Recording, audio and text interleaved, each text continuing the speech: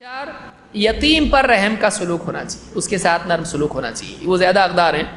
ابو الدرداء رضی اللہ عنہ کہتے ہیں آتا النبی صلی اللہ علیہ وسلم رجل یشکو قسوۃ قلبہ، ایک آدمی اللہ کے نبی صلی اللہ علیہ وسلم کے پاس آیا اور اپنے دل کی سختی کی شکایت کی، کہا میرا دل بہت سخت ہے، کیا کروں؟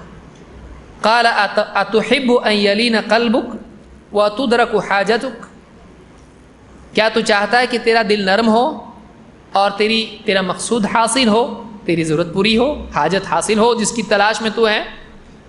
ارحم الیتیم وامسح رأسہ واطعمہ من طعامک یلین قلبک وتدرک حاجتک۔